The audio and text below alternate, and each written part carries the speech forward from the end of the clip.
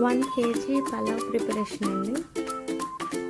ఒక 90 ml oil వేసిన, 2 chopped onions, biryani ఆకు ఒకటి,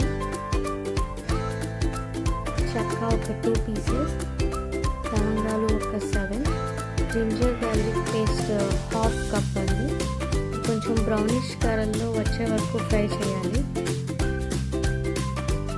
గ్రీన్ చిల్లీ ఒక 6, ఒక బిగ్ టొమాటో, 1 కప్ కొత్తిమీర, 1 కప్ పుదీనా. ఇది బాగా కొంచెం ఫ్రై చేయాలి.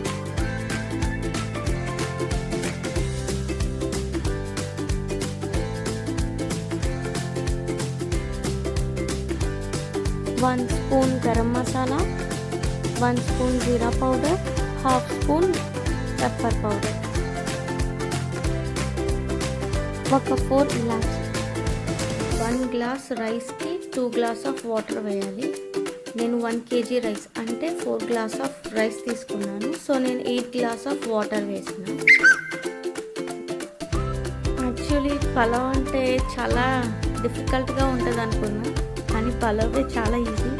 అన్నీ వేసేసి దమ్ వేసేయడమే. ఇంకా సాల్ట్ చూసి వేసుకోండి, వాటర్ టేస్ట్ చూస్తూ వేసుకోండి. కొంచెం సాల్టీగా ఉన్న పర్లేదు, ఎందుకంటే మేము రైస్ వేస్తాం కాబట్టి. నేనైతే 3 స్పూన్స్ వేసాను. తర్వాత మేము కడిగి ఉంచుకున్న రైస్ వేసాను. మొత్తం ఈవెన్గా స్ప్రెడ్ చేసుకొని రైస్